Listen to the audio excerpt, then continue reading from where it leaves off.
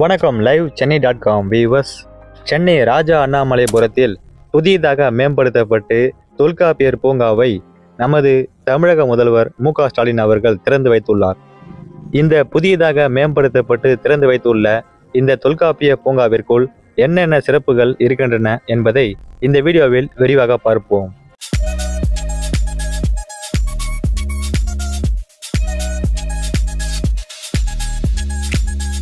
சென்னை நதிகள் சீரமைப்பு அறக்கட்டளை சார்பில் ரூபாய் 42.45 கோடியில் இந்த சுற்றுச்சூழல் பூங்கா மேம்படுத்தப்பட்டுள்ளது.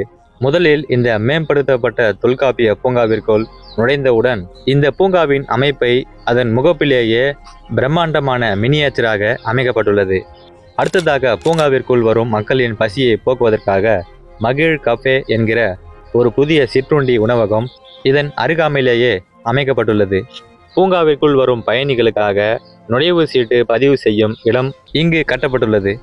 கலைஞர் கருணாநிதியால் 2011ஆம் ஆண்டு திறக்கப்பட்ட இந்த பூங்காவிற்குள் நட்ட ஒரு மருத மரம் நீங்கள் பார்க்க முடியும். குறிப்பாக தொல்காப்பிய பூங்கா பகுதி 1, பகுதி 2 என்றிருந்த இதை இணைத்து சாந்தோம் சாலையில் உயர்மட்ட நடை மேம்பாலம் அமைக்கப்பட்டுள்ளது.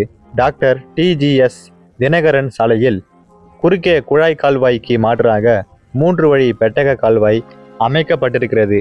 முன்னாள் முதல்வர் கருணாநிதியால் கடந்த 2008ஆம் ஆண்டு அடிக்கல் நாட்டப்பட்டு சென்னை நதிகள் சீரமைப்பு அறக்கட்டளையின் மூலம் 58 ஏக்கர் பரப்பினை கொண்ட அடையாறு உப்பங்கழியினை சீரமைத்து தொல்காப்பிய பூங்கா உருவாக்கப்பட்டது.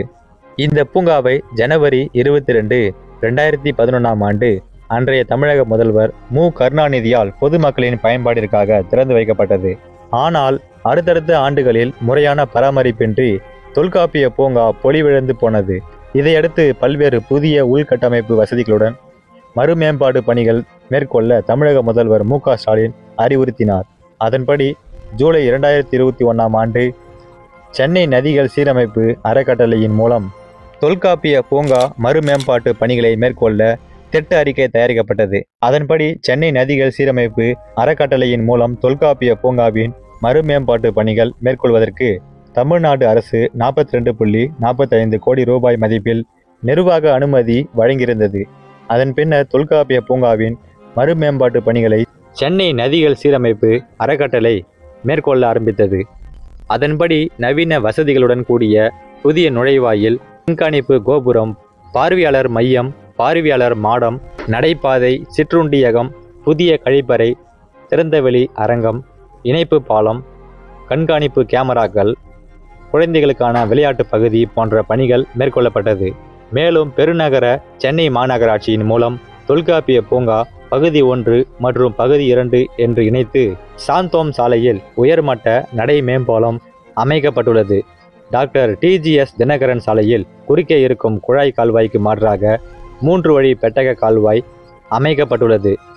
மேலும் பல சென்னை பற்றிய தகவல்களை உடனுக்குடன் தெரிந்து கொள்ள நம்ம லைவ் சென்னை சேனலை மறக்காம சப்ஸ்கிரைப் பண்ணி ஃபாலோ பண்ணுங்க. மீண்டும் ஒரு அற்புதமான வீடியோவில் உங்களை சந்திக்கிறோம். நன்றி, வணக்கம்.